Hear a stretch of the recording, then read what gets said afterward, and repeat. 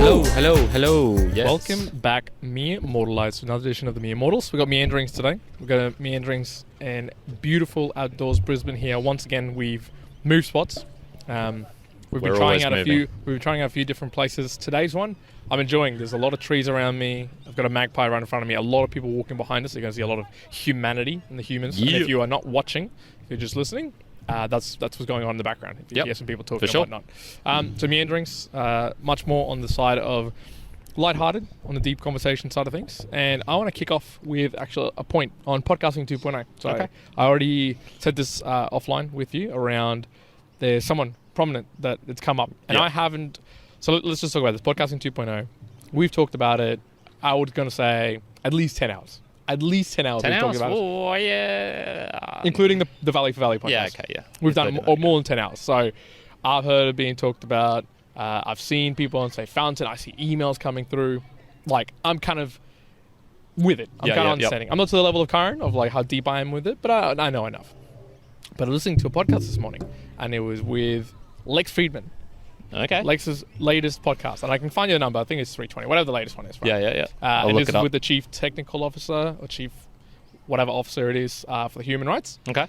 And they're talking about a lot of things about human rights. Really interesting conversation. Then they get into Bitcoin and how Bitcoin can really be helping out human rights and just the ability of kind of like the Trojan horse sort of conception. Yes, Alex Gladstein. 231. 231. And it was started talking about Bitcoin and the fact that it's this little Trojan horse where everyone's kind of buying it for the numbers go up, but actually there's some hidden benefits there in terms of giving more freedom to individual people. Yep. And then 1 hour and 42 minutes into it, I'm listening to it because it goes, they start talking about Bitcoin. I'm like, oh yeah, cool. They start talking about the Lightning Network. And I'm like, oh yeah, all right.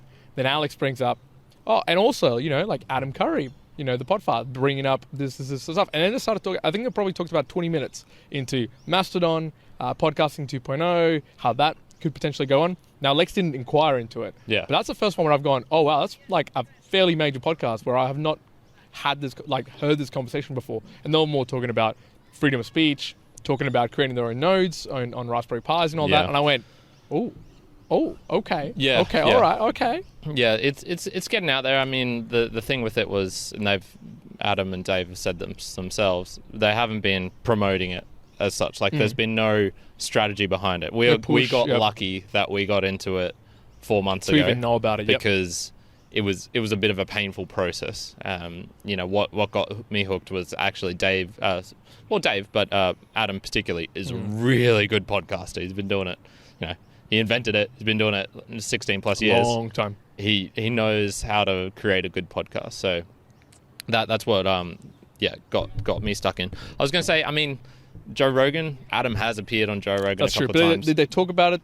Yeah, he had a whole spiel. Yeah, okay. Yeah. Maybe I just don't recall. So that's mainstream. I mentioned he was on Megyn Kelly's before, but yes, I would say that's a big one, and it being brought up by someone who you wouldn't I don't know who that dude is. Exactly. So I just thought, to me, I went, oh, this is the first time the concept's been brought up without, say, Adam talking about it or somebody in the community being into it. Both Lex and Alex. While Alex is maybe in the Mastodon community, it's not like he's running a podcast on this. It's just like they were both talking about that potential idea. Interesting. Which made me think, okay.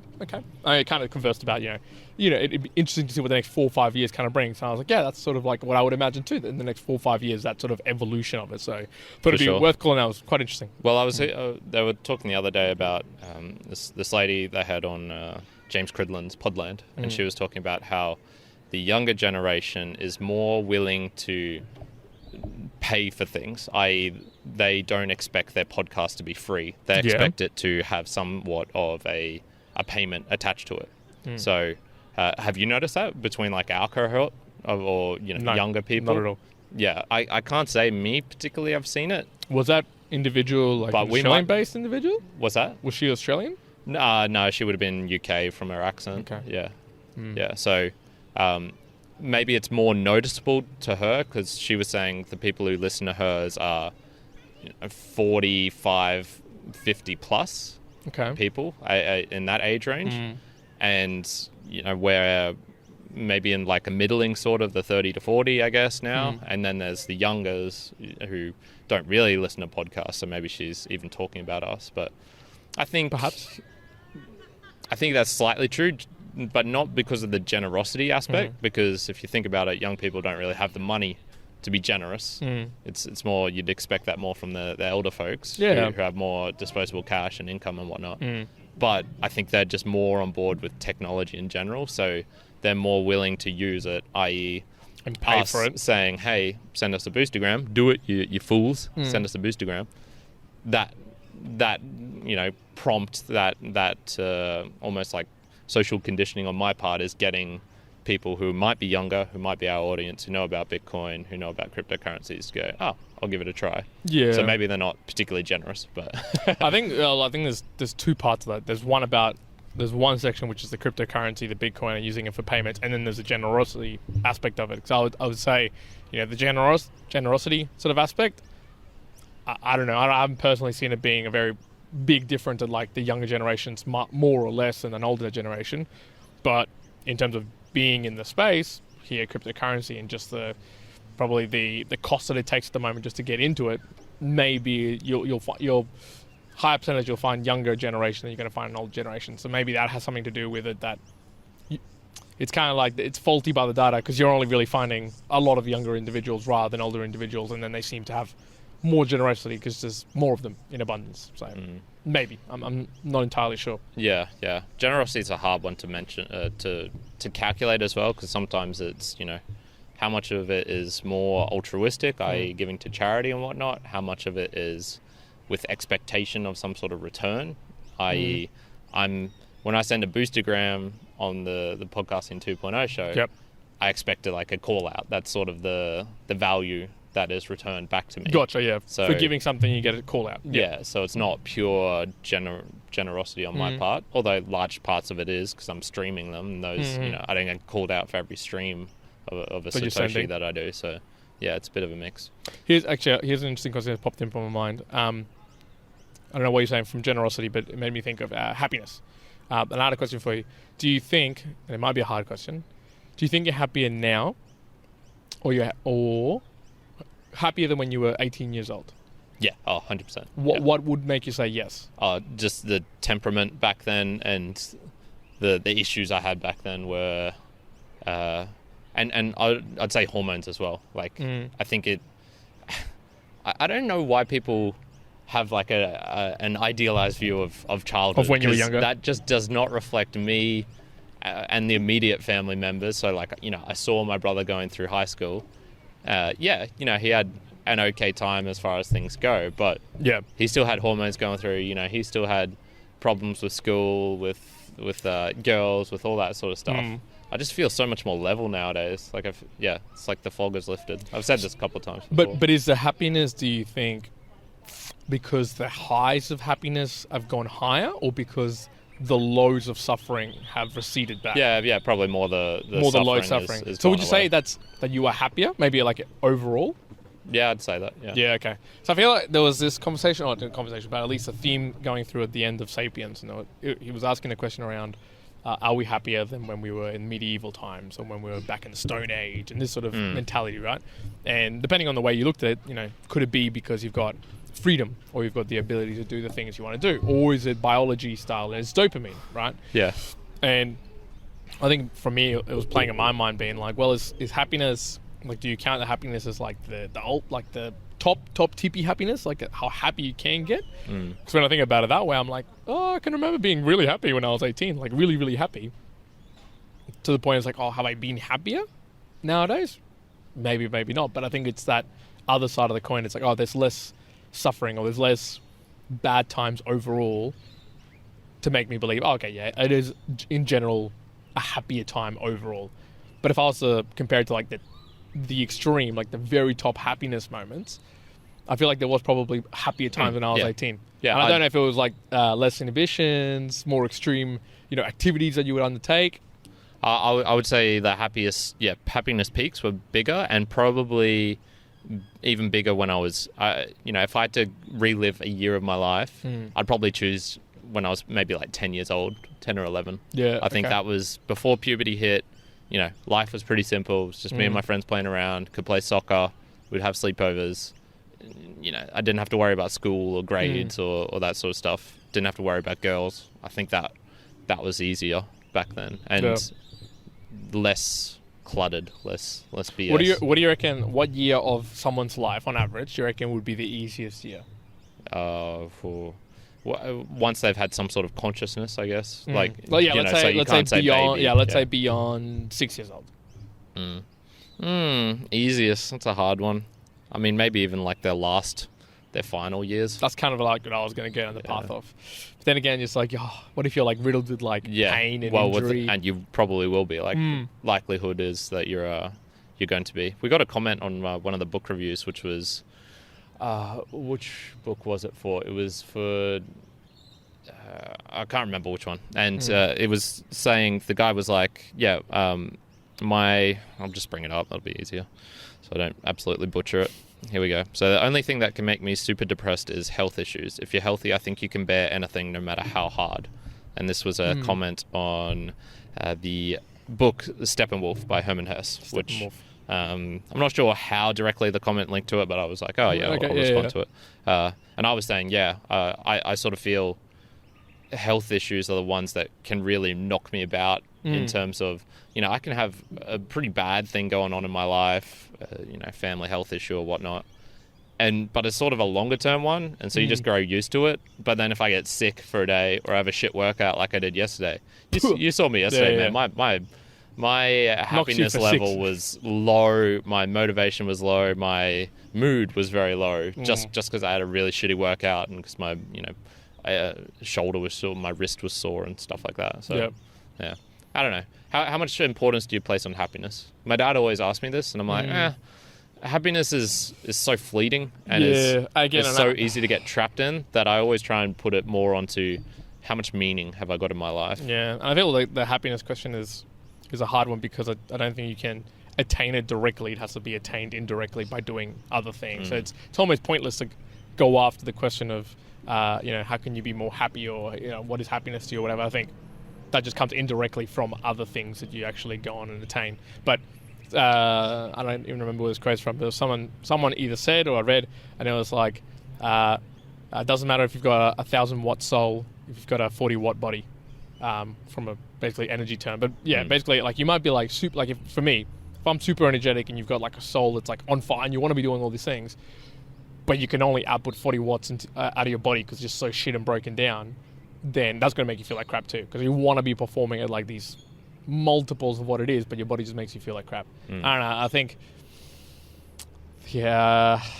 it's less about happiness. I think more around meaning, more about, I think, doing the things that at least your mind, I would say like what your mind says and what your heart, or whatever you want to call it, heart, soul, like whatever you kind of like has meaning to you, but whatever you also think, if you can kind of combine them and do them and achieve them, I reckon that at least has some part of like achieving the happiness. So I reckon that somewhat would be more of the focus. Trying to figure out exactly like what is in your mind, what do you want to do more from like just a feeling perspective, trying to matching them up. Yeah, for sure.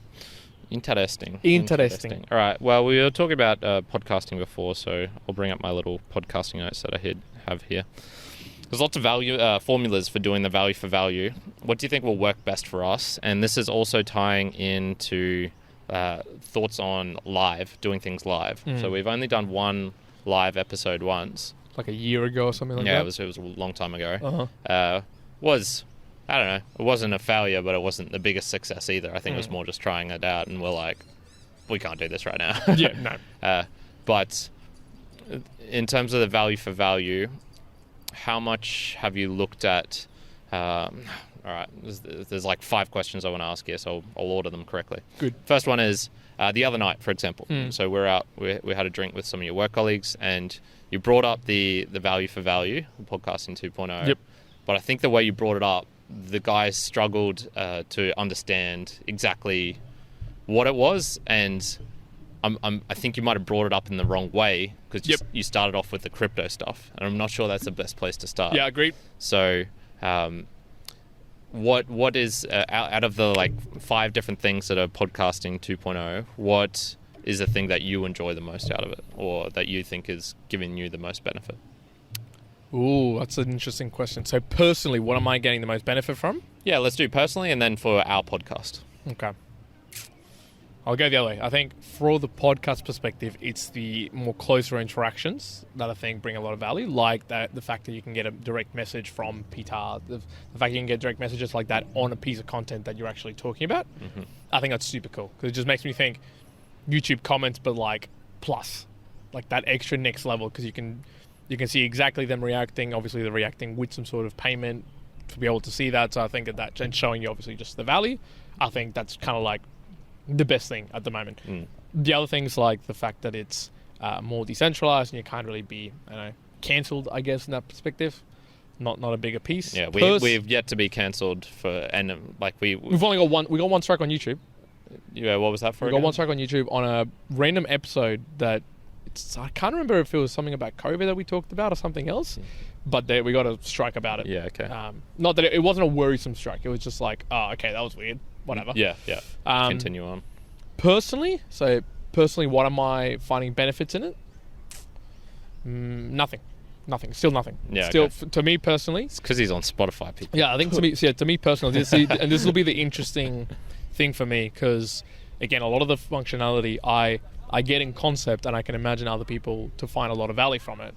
But at the moment, all of the things for me, which mean like clicking on something to go directly from a link to the website, or to see images on the thing to see what's going on, even all the way to like just seeing video coming through it.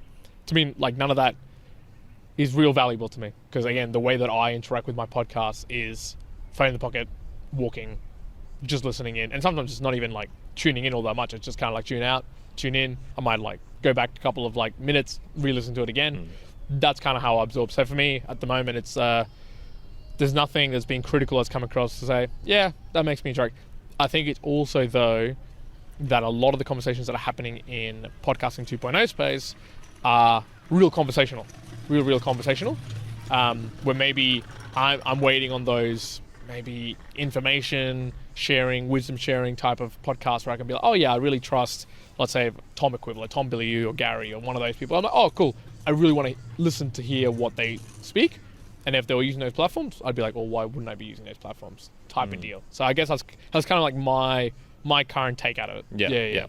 Yeah. So it's one of those, like, I see value, but for me personally, I don't see the value of transitioning over from existing platforms that I already use. Yeah, okay. Yeah. Full. No. That's, it's interesting having you here because I can sort of see how far down the rabbit hole I go, and then if I bring up something and you're just like, what?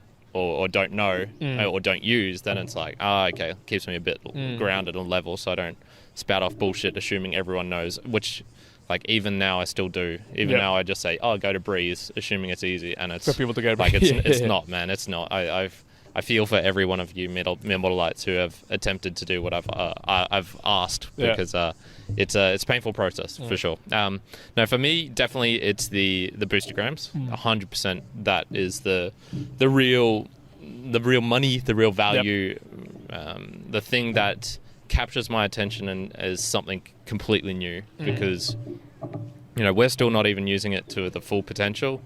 You were talking about lightning nodes before. I'm probably gonna have to get one at some point. Like You've got a Raspberry Pi now, man. Why are you not creating the node? There's like a Raspberry Pi and there's a Raspberry Blitz and then there's other shit. Like just because I have that little mini, the Pi doesn't mean like most of them have heat sinks. So most of them have. You can buy some heat sinks for it though. Yeah, and there's like so many things I need to do to get it up and running. Fucking you do it. How about you? I don't want to do it. Yeah, well, that's what I thought. So I don't want to do it. So shut up. That. Being able to directly link what we were saying and then respond to that in the moment, because that response is just too hard to go. I've seen this in others. I'll take Two Girls in a Podcast, for example.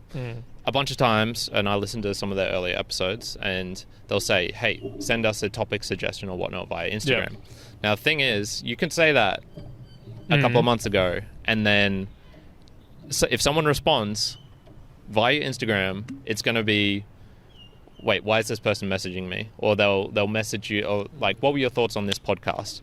And then they just send you a random message saying, hey, I disagreed with your stance on abortion. I think it's awful. I think you're et cetera, et cetera. And if it was anything like that back in the beginning, you were like, what episode was this from?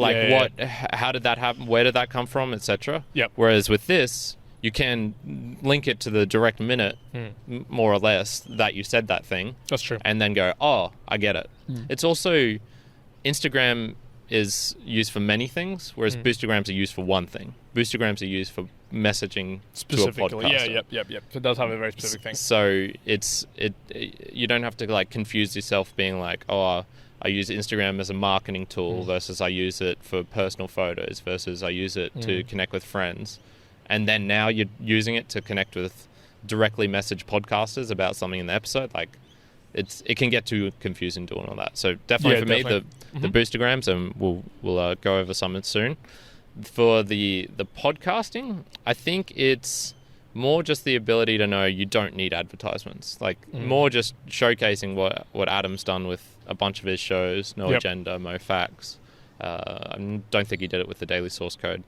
That you can have a show that if you ask people, that it's okay to ask people to help support you, as long as you're making sure, like, clear that this support is benefiting you in other ways because you're not getting shitty ads about mattresses or it's just some awful ones, man. It's But I don't know if it's like it's that Venn diagram that everyone who's in podcasting 2.0 just has a genuine dislike for, like, say ads. You know what I mean? Like, that could be the biggest draw, man. Sometimes I go and explain this bill because I'm not like I'm opposed to ads. Like, you know, when ads on the Joe Rogan episode come up, it's annoying, but it's not like it's causing me I don't want to listen to this anymore. I'm just annoyed. I want to get them to go past so I can go back to listening. So that's not a problem.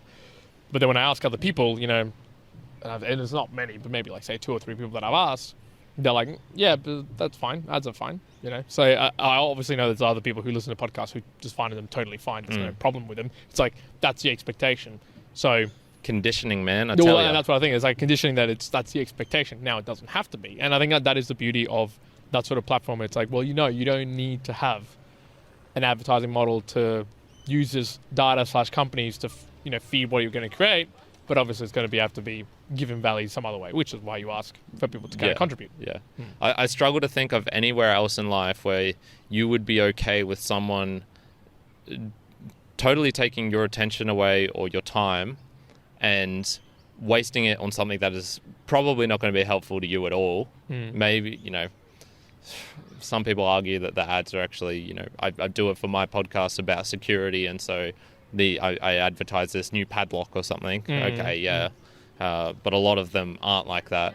But it's like, imagine if your bus driver was just midway through the route, he's just like, yeah, I'm going to go pee for 5 to 10 minutes. Like, or I'm just going to go read this book over here 5 to 10 minutes. You people just wait there. That's how I see ads. I see it as an affront to my consciousness. That's how I see it. An affront to your consciousness. So I do like the saying of, you know, if you're not paying for a product, you are the product. In a similar way, like, they're going to get you some way. If you're not paying for anything, like, there's some way that your information is being taken or you're being presented something to be able to gain money off you. Yeah, just reality. 100%. Alrighty, that's cool. Boosts. Yeah, let's do a couple of boostagrams. So Petar, you're in trouble, Juan. We're both in trouble. No, we're not in trouble. He sent us some long ones, which were interesting. So here we go. Petar argument number 2. NFTs are digital collectibles, therefore, so there's harkening back to our NFT episode. Yep. So he's saying there are digital collectibles, therefore the NFT has value. So that's what we said. And then he's saying, okay, the problem with digital collectibles, unlike physical collectibles, is that I can make a bit-for-bit copy of any digital file. While I can, in theory, have someone paint me a spectacular copy of a Picasso, it will never be an actual Picasso, never mind a bit-for-bit molecular copy of the Picasso.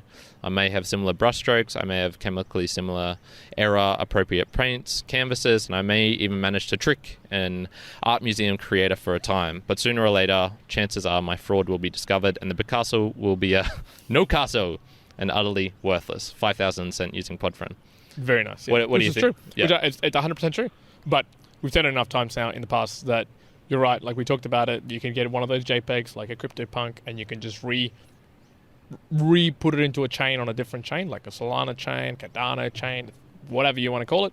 But again, it's the fingerprint is not the image. The fingerprint is the actual hash or the actual contract written on the blockchain. That's the fingerprint. That's the one that doesn't change no matter what. So in a similar sense, as you say, like a Picasso, drawn by Picasso, that original contract on a blockchain on Ethereum, that's the fingerprint that says actually that's the original, no matter if the image is the same everywhere else. Yeah. I guess that's a bit you can't duplicate. Yeah, I guess I would say that it's like the enforced scarcity in a way. So you're enforcing that this is a one-of-one thing, or there's only 10,000 of these Gary V NFTs. That's how I sort of see it. But this is where I would argue then on Peter's side is like, okay, what's the difference between, yes, you put that JPEG image on Ethereum. Yeah. I put the same one on Cardano. What's the difference there? Like that's one of the things. Like what's the actual? Well, I guess it's more just I suppose it's like an acknowledgement that once again everything is sort of fiction. Like we make up our own worlds. Oh, yeah, exactly. Yeah. You've done the book review on. What is it? Why is it that as you say, like a Picasso, and it's like down to the molecular blah blah blah blah blah. Well, again, what makes it valuable that it's a Picasso? That's just the idea that we give that thing is real value. Reality, it's just. It's because Picasso was famous, because he has a whole backstory behind him, because you're buying it because it was Picasso, not because it was Picasso's brother. Exactly. So all of that, you can always have the same. You can put the same play on words, I guess, or play of idea to paintings and real life things. Yeah, I agree somewhat with Peter though. Like I struggle with just art in general. So this isn't even linked to NFTs. Yeah. I really struggle to understand art a lot of times, both from the subjective, this painting here has these qualities, these squares represent this sort of thing. I struggle with that. And then I also struggle with the underlying assumptions behind the art. This was a Jason Pollock painting. This was a... I've never really truly understood it, to be honest. Yeah, which is funny because we both now own a couple... Well, you don't view it as art, right? I don't view it as art at all, no. So, although I do like some of the images. Like, I do like some of them and be like, this image does look cool. And I'm not going to lie, there's some Bored Apes, which are really expensive. But sometimes I've seen them and I'm like, actually, that would be pretty cool to have. And, like, some people have, printed them out and painted them as like big prints. I'm like, that's actually pretty sick. That's actually pretty cool. Is it millions of dollars cool? No. Yeah, but you say that, and yet you walk into our shared apartment, and there is not a single piece of there's a difference between what you think is cool, and there's a different thing to what you think you actually put the value of actually getting it. Like for me, I think it's totally cool. Like it'd be like, having a painting, whatever, give it to me for free or whatever. But I'm not actually going to genuinely pay and utilize it like that in a space that I live in. I don't care. I don't assign any value to the space I live in. Absolutely not. I'm not sure about that. If I showed you a Bored Ape 5 years ago before you knew about them, if you show me the Bored Apes, which I'm suggesting, so there's one that's like a mutant one that looks like the devil, right? If you showed me that 5 years ago, I'd still say to this, I'd be like, that looks really cool. Like it does genuinely look really cool. Now again, it's off like $2 million, something like that. Am I going to say it's $2 million cool? Okay, no. Would you have paid $1 for it back then? For sure. For damn sure. If you seriously, if you told me back 5 years ago $1, I'd be like, yeah, I'll pay for $1. Okay. Yeah. There you go. Maybe even higher. Maybe even like $100. Not any higher than that though. I would be like, no way. All right. These next ones, I'll just say it now. They're all 100 Satoshis using Podfriend. So thank you for all the value associated with these Petar. So next one, Twitter already imposes unique user IDs using a simple SQL database. Do you know what that means? SQL database. Yep. Okay. Well, can you explain that to me? I don't know. Just a database. Just a database. Just line items. Okay, cool. So unless you're proposing that one day our online identity is going to be universe across multiple platforms, which it might, who knows, then unfortunately the monkey JPEG that we were just talking about argument doesn't really pan out either. The universality in Bitcoin comes from the fact that every full node in the network validates every coin usage, and anyone accepting a non-trivial number of coins is damn sure running a full validation node. I think there's one of those ones where it's like you need to know where he sent that with regards to what we were talking about. Yeah. I kind of get what he's saying though. As in like the universality. You want me to just universality? Universality. There you go. Fuck. No, I don't even think I said that right. But in any case, again, it's still on the blockchain. It's still just a contract, and like it is like a Bitcoin is a Bitcoin, so it's an NFT and NFT. Like I actually don't think it matters on what chain it is on. Like it can be in different chains. Sure, you can create it on another chain, but still it is a one of one on that chain. Like even if you have two of the same images, like two of the exact same image, they're still different in the way that the actual contract is. But it could still be the same image, just different. Yeah.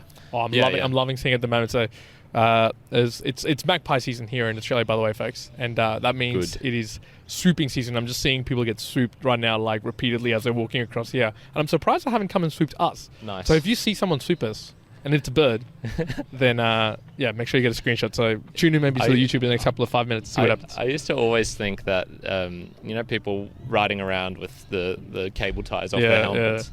Yeah. I was always wondering, like, why are you so lazy to bloody cut off the cable ties that come when you buy the helmet? I thought those were like they were attached to the helmet when you bought it, and they were just too lazy to take it. Like I never knew that. For years, man. For years, I was just like, what are you doing? Why do all these people do this? Are all these people dumb? Ridiculous. In the end, it was Karen. There was the odd I was one the out. fool in the end. You were the fool in the end. Yeah. All right. So, in conclusion, let me just say that I, Peter the Slav, am indeed no risk-averse technological Luddite. To state the obvious, the single fact that I am communicating to you guys across the globe using boostagrams, which, once again, thank you, Petar, should be proof enough of this fact. I would agree with that. I do not claim to be a prophet. Ooh. However, for what it's worth, I first stumbled across the Bitcoin white paper in December of 2012. Damn, son. Damn. I hope you bought some then, or mined some. And after thinking about its implications for about a month or so, a light bulb went off in my head that hasn't gone off since. Damn, what a cool dude. That's very cool. Very cool. I can understand Petar's point of view where, if you found Bitcoin early, and that was the only game in town, and it's the one that gave everyone else the confidence to start creating all these other blockchains. I 100% see why you would be like, nah, I don't see the value in any of these other ones. Not that Petar is necessarily saying that, but it's sort of the feeling I'm getting a little bit. Yep. But I mean, there's plenty of maximalists out there. You don't have to go. You don't have to go too hard to find some of them. And for those just wondering, a maximalist is someone who believes that Bitcoin's really the only thing of value. Actually, there's some other thing today, quite interestingly, that kind of gave me the idea. Maybe it is. Maybe it is. There are some good conversations to be had. There's good arguments for it. I can see it. Maybe just related to the money aspect. Well, there was another aspect more in the fact that it's not so much the fact that the technology of blockchain, but the proof of work that's actually the important thing. Right, the decentralization of the energy and creations is actually more powerful than the fact of just chunks of data being centralized. Like that's a database, right? Yeah. The proof of work is actually probably the differentiating factor from a lot of other tech. So. Yeah. Lots of cool things. He did actually have a couple more. BTC is. I'm pretty sure. I wrote these in the wrong way. The right way. In the right way. But the right way. He wrote them in a way that he's going to go back to NFTs. BTC is the best solution that mankind, props to Satoshi, has digitally come up with to solve the problem of how to safely transfer value over time and space. The reason a universally accepted value token, i.e. a money, has value is precisely due to its four properties: scarcity, divisibility, durability, and fungibility. I would direct you to read More Greater Minds than Myself inside the Austrian School of Economics to convince yourself of this truth. I intend to definitely go down that route of the Austrian economics. I've seen too many smart people saying there's too many good ideas in there, so I'll have to go down there. Maybe I can put that as my philosophy, one of my philosopher books for this year. Because apparently some of the books are just dense, like super hard to read. Yeah. So I definitely want to give that a try and learn more about that. I've heard people say 4 properties like this, and I've also heard people say there's 12 or 15 different properties of money related to all sorts of different things. So but yes, BTC is very good, and about 40% of my my crypto savings or investments Bitcoin. are in Bitcoin. And yeah, once again, I don't intend, if I can never take them out into fiat money, that would be a success for me. That's success. That would be like, I want to be in Bitcoin. Yeah, good. I want to be using Bitcoin in my life. Petar, the critical problem with NFTs is that the second you eliminate fungibility, you cripple their usefulness, a universally accepted digital value token. Yes, there are certain specific theoretical applications where an NFT can be given usefulness by a gatekeeper, e.g. Twitter, but this, I predict, will not compensate for the loss of usefulness when universality is eliminated, for the most part. Smiley face. So I guess that one's... Yeah, once again, I sort of feel that's talking about money, which is, you want... fungibility for money, but there's other things in life where you don't want something that can be replicated. I don't want my girlfriend. I was just thinking, like, what if I cloned her? Maybe, but your significant partner, you don't want a bunch of her all around the universe, because then it's like, well, what's so special about the one that I have? Yeah. So I feel there's certain aspects in life that, yeah, you want a one of a kind, a unique thing. So fungibility, just as a whole, is it really good for money? Yeah, hell yeah. But and that's maybe why some of the other things like NFTs are not so great. But yeah, I just feel they're different uses. 100%, they're different uses. Different uses. And then he had one more, I think. Oh yeah, enjoyed the show, enjoy the sats. Peace. Thank you, Petar. Thank you, Petar. This is the fun thing. Like, now we've got a connection with someone, and we can explore some of the ideas that we do on the podcast and get into them, get some feedback, because once again, it's just us two, and even though we disagree on some things, we're pretty alike in many other ways. So it's good getting. It's always good to have that sounding board as well. Yeah, definitely. Anything you want to finish off? That's all. with? We'll leave it at that. Yeah, cool. Folks, from Immortalites. Again, we do say sometimes, obviously, these boostagrams coming through. Yeah. If you have had a chance to play around with things like Breeze, and if you Fountain, if you what was it, the Lex Fridman episode 17 whatever we talked about, 321. It's definitely not that.